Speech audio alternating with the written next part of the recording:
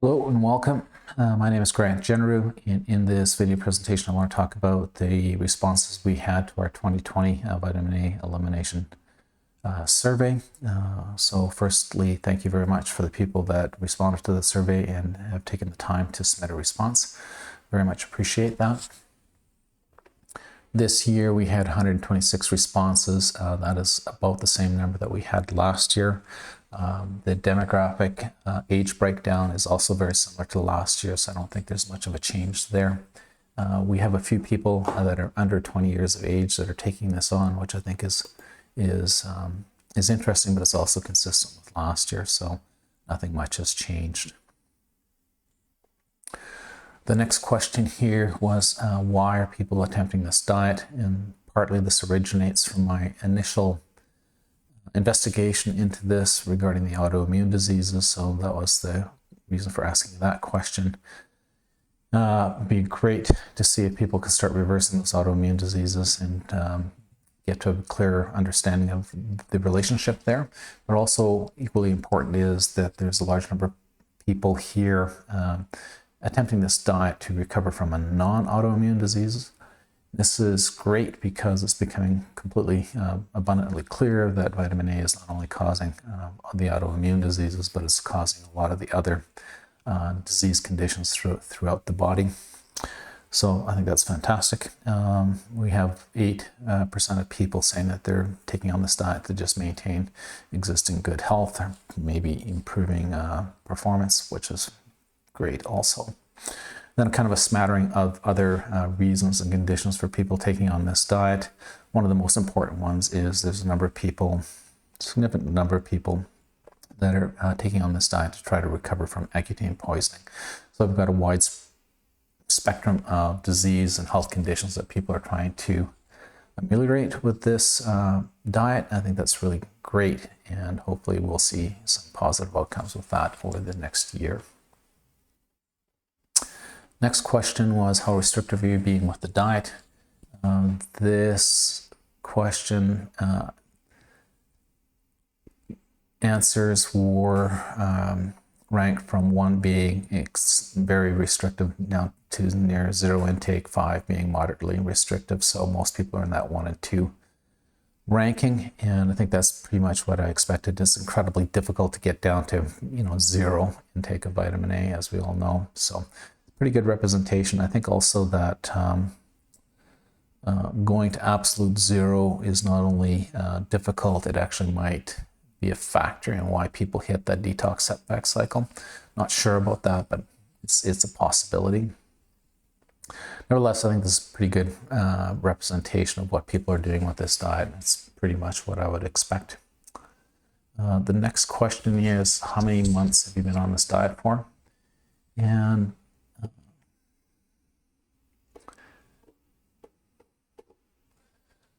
a lot of people are kind of coming up to the 2-year time frame on this diet. We have newcomers that are still at 3, 5, 9, 8 months type of duration. So we still have a pretty good spectrum of different durations on this diet, but nevertheless, with more and more people approaching the 2-year mark on it, we should see more outcomes. So that's obviously pretty consistent with what we'd expect. The next question, the all-important question is it working for you? We had 79% of people saying that yes, it is working. 18% said it's too early to know for sure, and I think 3 people stated that no, it's not working. So thank you for those people also who've come back and submitted that survey response. Appreciate that. I think obviously there are people who have taken on this diet and have determined for whatever reason it's not working for them, have dropped out. And those people I would expect would not have come back and submitted a survey response. So we need to factor that in, so I don't think we can claim that we're seeing an 80% success rate with this. It might be down to 60 or 65, but nevertheless, really, really encouraging. I think it's a good indication we're going in the right direction with it. Next question, what is your expected time frame to achieve your health goals? And here I think we've seen a significant kind of reset from where people were last year with this. Last year, I think a lot of people were under the belief or assumption that it could be, 6 months or 12 months to kind of reverse their disease condition and significantly improve their health. I think that might happen for a few people, but generally it's not true. Once you understand the nature of this condition and the timeframes that are required to get into a toxic state with it, makes a lot of sense that it's going to take a long time to get it turned around. So it's taken decades typically for people to saturate their liver and other tissues with vitamin A. It's permeated cell membranes throughout the body. It's affected the mitochondria. It's embedded in lipids all over the body, and it's just going to take a long time to not only reverse that, but once you start reversing that, then you also have to kind of heal and rebuild those tissues. So it is going to take a long time. I think even 3 months or 3 years or 4 years, those are realistic expectations. But I think people should anticipate that it could even take longer. And as I've wrote about in my ebooks, from my own personal experience was, I stated that I made a significant recovery in the 1 to 2 year time frame, and I think I stated that as being I was through the worst of it. That's absolutely true. The very worst state of my health, I was severely ill, and so for me to turn that around and get to the point where I was feeling generally okay in that first year and 2 years. I never made the claim that I was completely 100% resolved, but significant enough. And that might have been maybe a factor why people were thinking it could take 6 months or a year. But there's no question that in the following years, I've slowly, gotten better and better. And my health is just continually improving slowly. So I think we've got a good, healthy reset on that expectation. Next question here was regarding what people are supplementing with, trying to either accelerate this or reduce the chance of sliding into that detox setback. I think last year we came to a pretty reasonable conclusion. Our assumption anyway that some people are running into a B vitamin deficiency. I do believe that is true. So I think it's prudent for people to supplement with those B vitamins depending on what other dietary sources they might have. And then secondly, zinc kind of seems to be the all-important mineral needed to build enzymes of all types in the body, especially the detoxification enzymes needed to metabolize and detoxify the retinoids. So I think it's pretty good that so many people are supplementing with that. Also, I think it's really kind of worthwhile to know that zinc is being well documented in the context of COVID as a beneficial supplement to take, reducing the symptoms of COVID quite dramatically. And also kind of coincidentally with COVID, one of the well documented sets of conditions are the loss of sense of taste and smell. Those are two well documented symptoms associated with the zinc deficiency. And if you read my blog post on COVID and related to vitamin A toxicity, you'll see that these two things are quite inextricably linked, and so perfectly sensible that supplementing with zinc would help with COVID also. So I think this is great. I'm not sure about vitamin C. Personally, I'm kind of on the fence about it. I think if you're really ill and the early stages of this, it probably makes sense to supplement with vitamin C. I don't know. I haven't really investigated it a whole lot, but it's probably not going to harm anyone, so it's worthwhile to consider doing that. So overall, I think these three measures are probably turning around the rate of the detox setback that we were seeing from last year. So I don't think this year we're seeing quite that same rate. Pretty sure we're not, and this hopefully is part of the reason for that.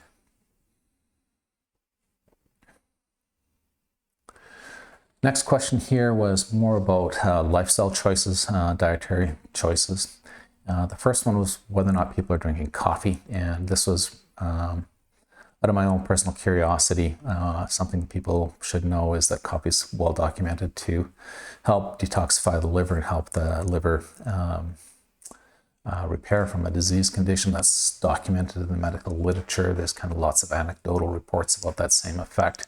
I don't know if it's really kind of been determined why that is. I have a theory on it, and that's that coffee has quite a high content of palmitic acid, and that palmitic acid is not in a fat, and so by drinking coffee, that palmitic acid going through the liver will bind up with some of the retinoids, and that will hopefully be expelled with bile. The other thing that coffee does, of course, is kind of kick the production of bile, or kind of initiates the flow of bile. So those two factors with coffee, I think, would be beneficial. So I'm kind of surprised to see that less than 50% of people were drinking coffee. I'm not recommending people start drinking coffee if they're not coffee drinkers, but if you are a coffee drinker, it's probably makes sense to stick with it. Personally, I went off coffee for a few months, and I felt actually pretty good. I think it improved my sleep quality when I was off the coffee, but life and job stress, family life got to me, and I'm now back on the sauce, drinking coffee for not really any great reason. The next question was about sugar, and we didn't quantify in this question whether or not or how much sugar people are consuming, just what percentage of people are taking regularly consuming sugar. So it's more than I expected. I didn't think we'd have that high ratio or percentage, but nevertheless, I'm not really personally alarmed about sugar. There is a pretty good discussion about sugar on my forum, and people can kind of judge for themselves as to how safe they think that is. There's some people that view sugar as the ultimate evil and the ultimate root cause of all disease. I'm not personally convinced of that. I think it's a factor. I think it's contributing. I don't think it's the primary root cause. So I think a reasonable consumption of sugar is not going to really harm anyone too much. I'll leave that up to other people to decide. Next question was about regular exercise, and surprisingly, a lot of people aren't getting that regular exercise. That's a bit more than I would have anticipated, but it's great to see. Personally, I think exercise is very beneficial. It helps move some of the glycogen out of the liver and into the muscles, and we kind of understand this disease condition and mechanism. The muscles are somewhat immune to the retinoids. They do not have stem cells, so they can deal with that glycogen and its vitamin A content much better than can other tissues. So it makes sense getting that through or disposed of through the muscles is going to be beneficial. And there's other beneficial things about exercise. That's breathing, and everyone, I guess, I would agree that it's probably beneficial. There's a flip side to it, though, and I think people need to be aware of that. If you're taking on this vitamin A elimination diet, you do not want to start a strenuous exercise regimen that you're not adjusted to. Doing really strenuous exercise will increase your heart rate a lot. That'll stir up the retinoids that are stored in the liver, bring them into circulation, and you could end up in a much more toxic state. And that's really quite well documented if you go looking for it in the medical literature. Next question was about lecithin. So lecithin is now being identified as a substance that is pulling the vitamin A molecule out of the retinol binding protein, also facilitating that being transferred through the cell membrane. So lecithin is not doing you any favors. I don't think it's in itself toxic. I think it's toxic in the context of a high vitamin A load.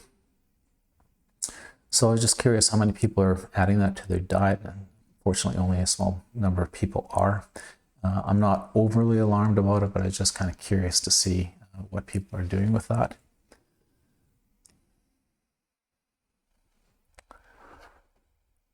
So the next question here was one that is probably the most important to me, and that is, how important is it to you for us to prove that vitamin A is really a vitamin or not?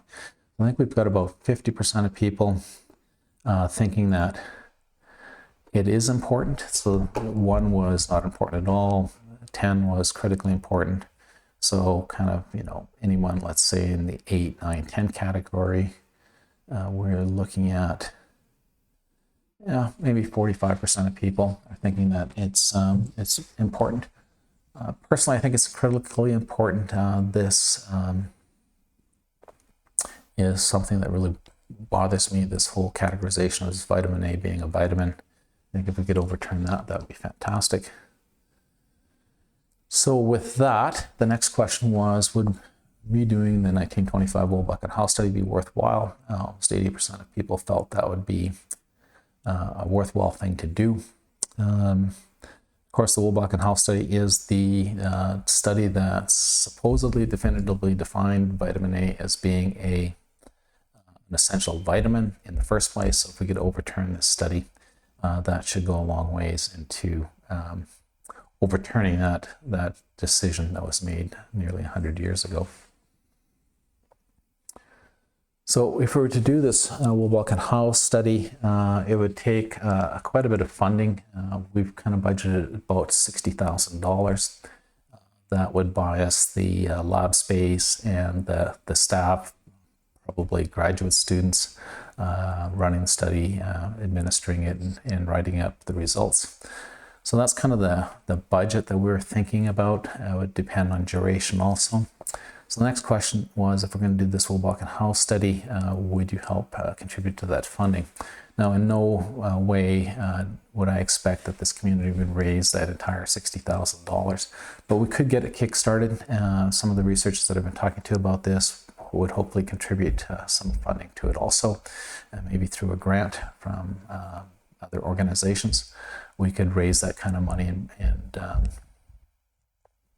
get this going. So that's really appreciated that a good number of people said yes, they would contribute to that. The next question here was, what are the most important next steps and directions we should take in this investigation?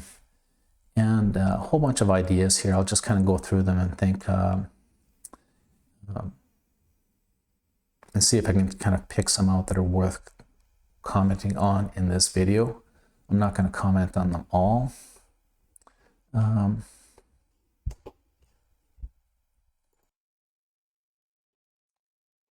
So this comment, we should bring in academic researchers and try to push findings in reputed journal to gain traction.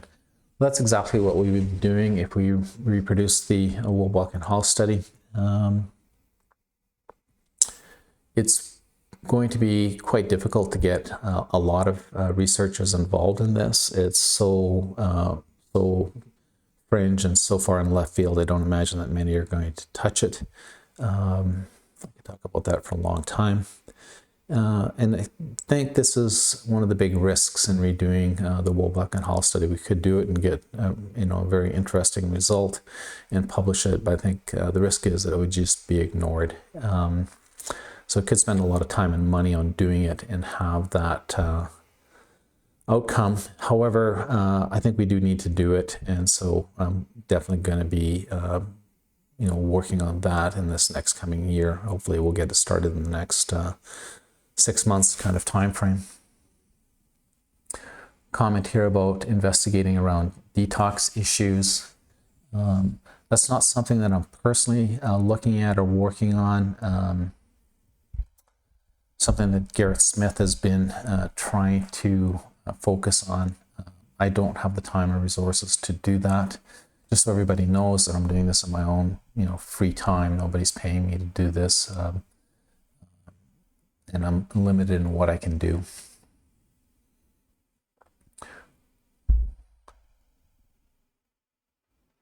I think finding ways to expedite the elimination of vitamin A or minimizing damage during elimination deserves the most attention.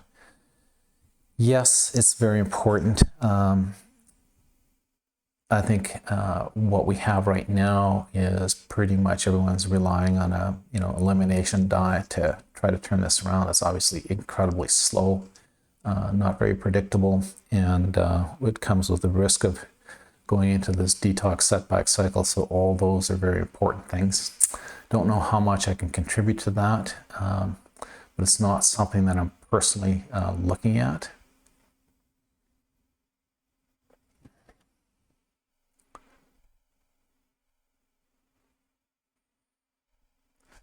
comment about beta-carotene and how much of a factor that is. Several people have commented about beta-carotene. I think beta-carotene is an important consideration, no question about it.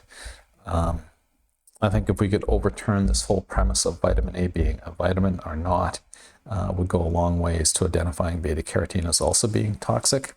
There's some rather famous studies in cancer research with beta-carotene.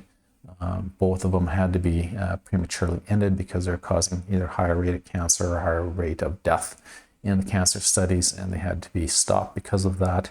I have very little doubt that the beta-carotene in sweet potatoes is a huge factor in the skin diseases. So I'm completely on board with that. Once again, I think if we just focus on trying to reverse this belief in vitamin A being a vitamin, that would go a long ways to put beta-carotene in the same category. Here's an interesting comment on smoking and being a protective agent. And this is quite fascinating because there was some discussion on my forum about smoking being beneficial. And I think if I remember right, it's working as an agent in controlling the rate of conversion of vitamin A into retinoic acid. And quite interestingly, I've had several people contact me who are long-term smokers, and both said that they felt that they could probably reduce the amount that they're smoking. They don't have the same desire or addiction that they had in the past for smoking cigarettes. So it's quite interesting, fascinating to hear that. And one person who's, I think, age 55, long-term user of cannabis to control his smoking marijuana to control his IBD and irritable bowel disease. And he told me that if he stopped smoking marijuana, that he would, end up start bleeding within a matter of days. And so he's been using that as his long-term kind of control mechanism.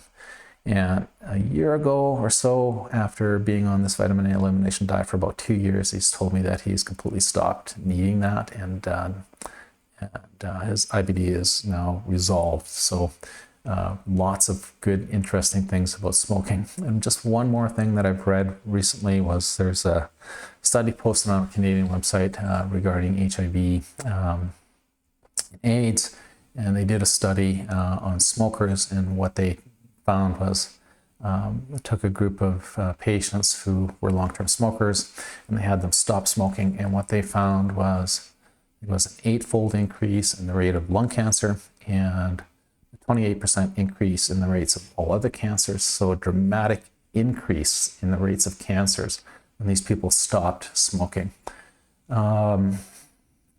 Very weirdly and bizarrely, the conclusion of the study is that doctors and healthcare workers should, help, AIDS patients stop smoking, which is completely opposite of the results that they published in their paper. Go figure, it makes no sense to me. But the warning is people who are taking on a vitamin A elimination diet, if they're smokers, they probably should not stop smoking in this same time frame. Kind of makes sense to continue smoking for 3 or 4 years as they take this on, and then eventually, once they've kind of drawn down their vitamin A reserves, then they might consider getting off of smoking. Very coincidentally, also again in the context of COVID, there's some research showing that the susceptibility or the severity of a COVID infection is much less in people who are long-term smokers than those who are not smokers. Completely contrary to any expectation, or what would be considered kind of an obvious thing, is completely the opposite. So this is an interesting topic for me. I'm not a smoker, I've never been a smoker, but I still find it quite fascinating.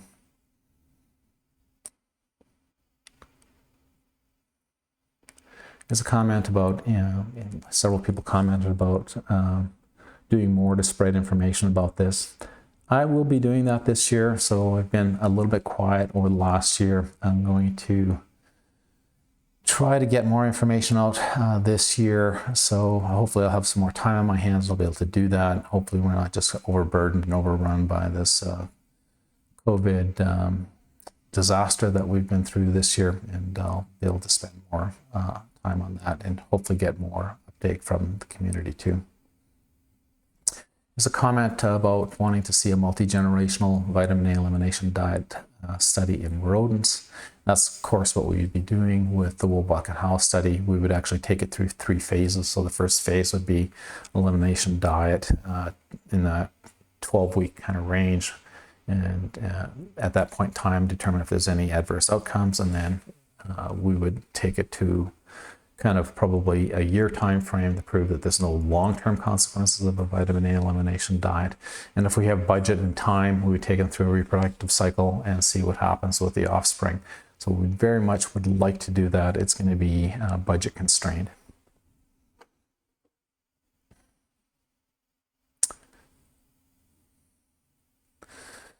Here's a comment about finding the best foods, quantities, and ratios to have the most effective detox.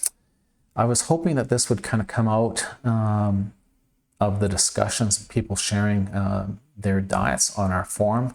We really kind of haven't formalized that. Maybe we should have a section on the forum where people are posting what they think is the most ideal diet to do this. We'll see if we can get that started. And then thirdly, giving an idea of what a recovered vitamin A addict's new normal is diet-wise. Interesting comment. Just make the statement that I don't think my personal diet is ideal. I'm doing it, kind of extreme for the long term, trying to prove a scientific point. I don't think it's necessary to be this extreme that I'm doing. So I wouldn't want to call it the new normal. I don't know what that new normal is, but it would make sense that a diet that's quite low in vitamin A over the long haul would make a lot of sense to me. Haven't defined the new normal.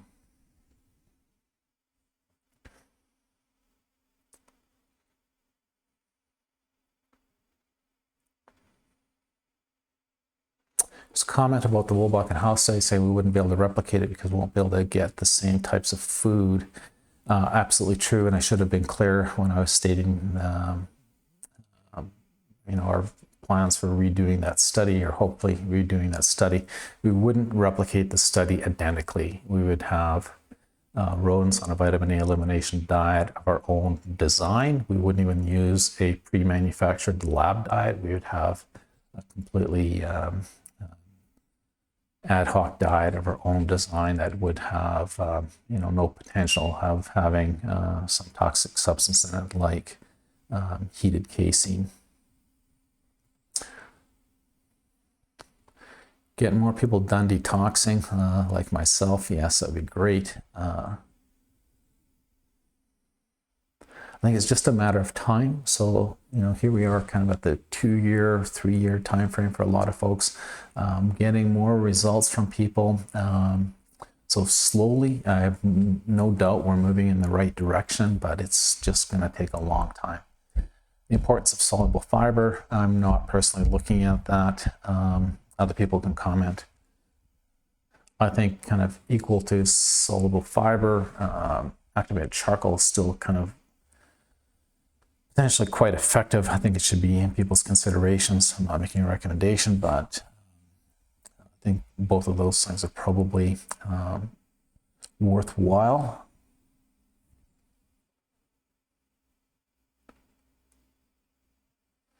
Have more scientific research to back up the theory. I think there's tons and tons of scientific research. There's literally thousands of papers on vitamin A, both from a beneficial perspective and hundreds of papers on the toxicity side of it.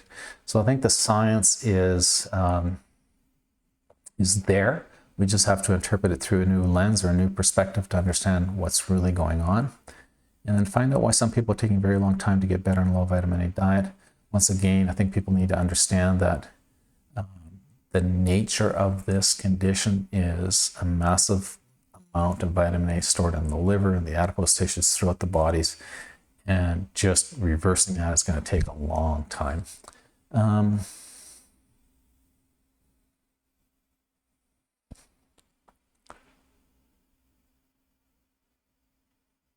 I'll comment here about oxalates and vitamin A. So I have a pretty good understanding of oxalates and how they're damaging cell membranes. And actually, once you understand that, then it becomes completely almost straightforward to understand how that could cause more vitamin A toxicity. So the damaged cell membrane would allow more vitamin A to circulate into the cytoplasm and can be ultimately converted into retinoic acid and cause this toxicity condition. So I have very little doubt that oxalates are contributing to it. Oxalates, although it's interesting, it's not something that I'm personally looking at or going to spend any time investigating. I think there's lots of literature on oxalates completely outside of the vitamin A topic. So I'll leave it to them. I'm not going to do anything with it myself. Another comment about carotenoid toxicity. I think I've talked about that.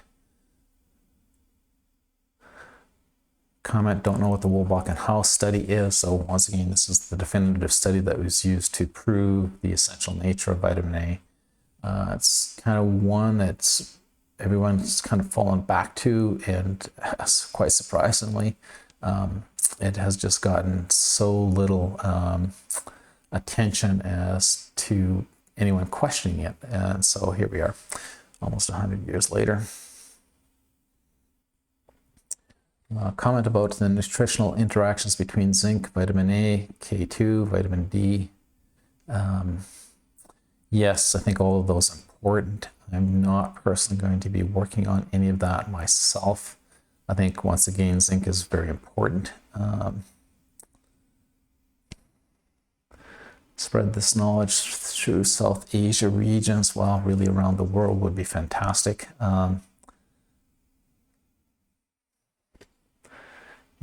Find ways to increase or speed up the excretion of vitamin A from the body. Yes, everyone's wanting to do this. I think it's a bit of a double-edged sword. If you push it too hard, too fast, it could drive a bunch of vitamin A out of storage in the liver, bring it into circulation, end up with a higher toxicity state, what we've called this detox setback, which is really a more tox setback.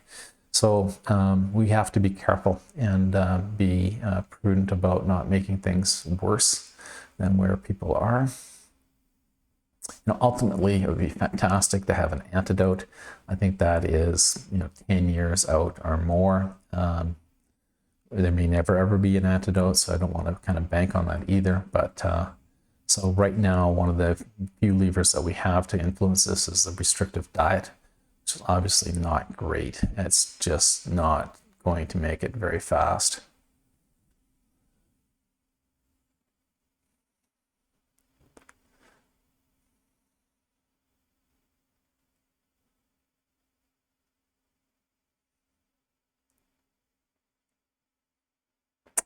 Finding conclusive evidence that vitamin A is not a vitamin. Well, we are hopefully going to come up with that conclusive evidence. Time will tell.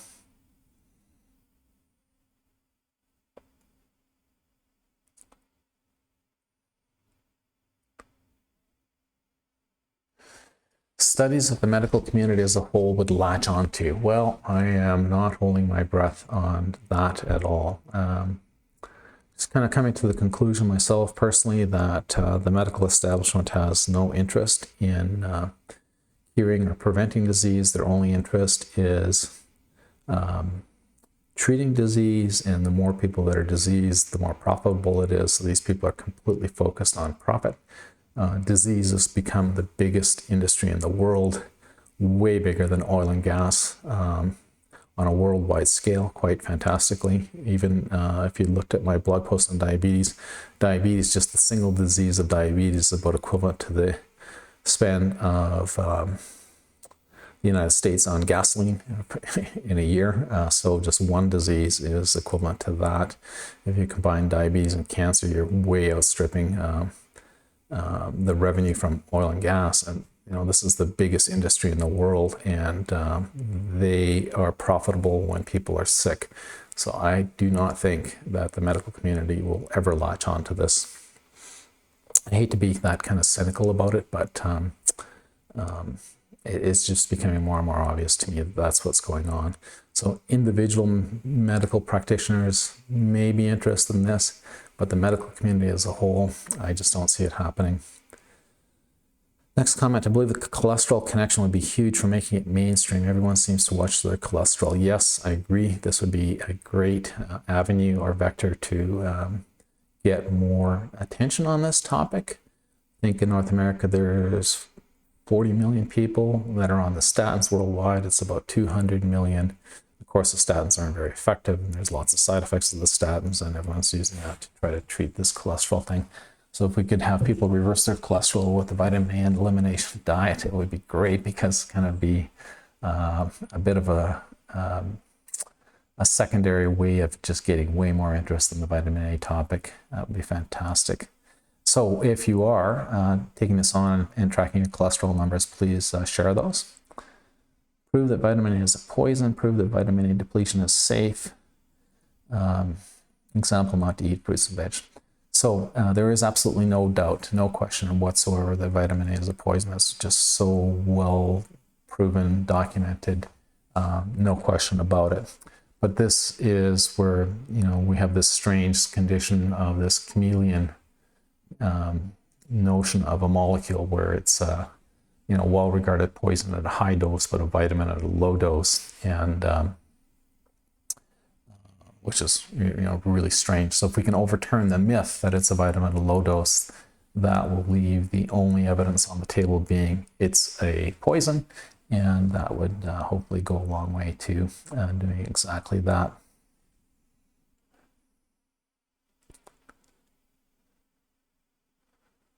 Focus on lutein. I don't know. I'm personally not going to do that. I'll leave that up to somebody else. This comment, understanding why vitamin A causes autoimmune disease for some and not others. I think I touched on this a bit. The nature of this condition is that it takes a long time to accumulate to a toxic state where you get to a near saturated state in the liver, a saturated state in the adipose tissue. It's going to be highly variable on the fats that are consumed in the same meals as the foods that contain vitamin A and carotenoids. There's just a whole lot of factors that go into the equation and why it's going to manifest for some and not for others. I will do some more documentation and presentations on that in the next coming 4 to 5 months. So hopefully I'll communicate that a little bit better. I thought I did kind of communicate a lot of those concepts in my ebooks, but obviously I know a lot of people are not going to read those ebooks, so I will get back on that.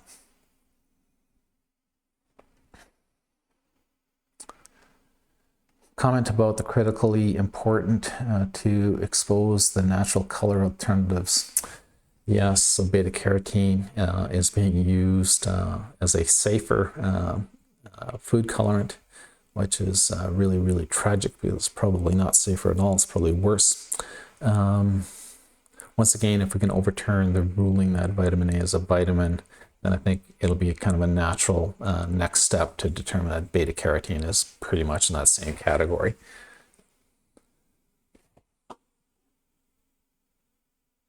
Finding a university to do this study. We actually have been talking to a university about doing this, so we have identified the universities in the United States. So hopefully we'll go forward with that. Try to see if any medical doctor will support the idea that vitamin A and carotenoids are not essential nutrients. I'll just comment on this a bit. So early on, maybe kind of at the 2-year mark, I had some discussions with medical doctors, one from Europe, Northern Europe, and one from Eastern Canada, and surprisingly they both said almost the identical statement that I would get no interest in this topic because there's no money to be made.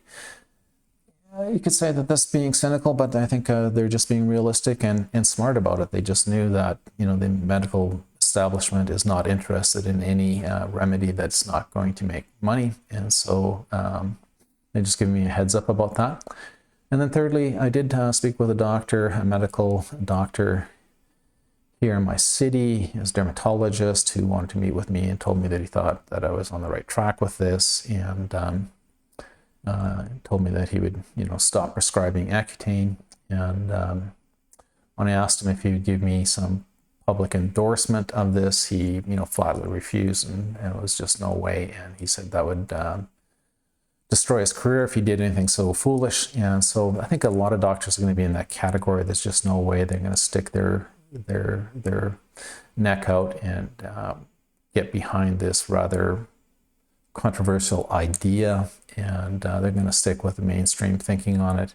I think anybody, medical doctor, that speaks out against the mainstream consensus of the medical establishment, they're at high risk for damaging their careers. So I'm not anticipating a lot of help from medical doctors. It'd be great if we do, but I'm not counting on it at all. This next question about what country do you live in, I was just kind of curious about this. And not unexpectedly, we have probably the biggest number of people coming from the United States. So I think that's might be due to the United States being the worst affected of the countries around the world from this. I think it's partly because they're supplementing not only their dairy with vitamin A, but their breakfast cereals and bread flours are being supplemented with vitamin A palmitate, huge uptake in multivitamins, and just all kinds of factors that would go into that. So that's not surprising. I think we had about 5 people from Canada, and then a collection of people from around the world. So overall, I think this is great. We're getting a really good kind of worldwide uptake on this. And the other thing that I was thinking is that back to the medical establishment and medical research, it's highly, highly political in North America, what's accepted and not. And so I hate to say it, but people from outside of the United States and outside of Canada might have more academic and research freedom as to what they investigate and what they publish. And so I know there's quite a few people that have contacted me from Russia, no medical doctors, but maybe one of these countries will have the academic freedom to pursue this.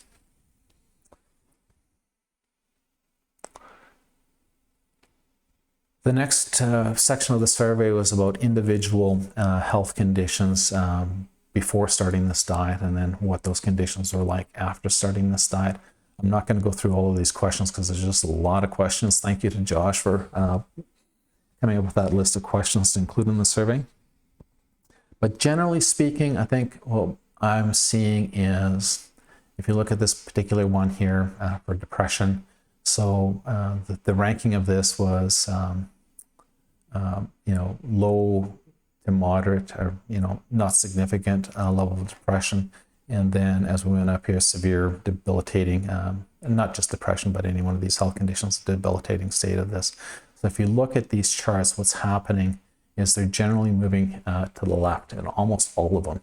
So this is really quite encouraging. Like, we're reversing these health conditions pretty much across the board. So that's really great to see. Then lastly, I think, just make a comment. So I am going to put up all of this data on my blog for people to have. I'll have the original data there also. I'm going to first remove any email addresses that were submitted with the survey for people that did do that. But I'm not going to put up the original raw data for several weeks. So if you did submit a survey response and you don't want me to include it in that raw data set that I share, then please contact me and I will remove it before I do share it. But I'm going to share these charts and graphs in the next day or so up on my blog. But lastly, I want to talk about each one of these sections asked a question about, are you experiencing any setbacks or negative health outcomes? And a lot of people have commented. There's not a lot of consistency in those comments, but I think it's very much worthwhile for us to appreciate that people are still going through setbacks. And so this is not all good news by any means. It's good news that we're slowly kind of moving in that right direction, but it's no quick fix. And we are still seeing a lot of people that are struggling. And so it'd be fantastic if we can figure out a way to make it more predictable, more straightforward, more reliable. And I was kind of hoping that a lot of that would come out of the last year. We've made some progress, but obviously we need to do more work on it. So I don't want to just kind of, focus on the successes. We need to also, definitely acknowledge the setbacks and these declines of people's health, and that's just as important as the progress. And I think if we could remove or minimize these setbacks, it'll go a long way in having more people take this on, because it'd be more predictable. So I hugely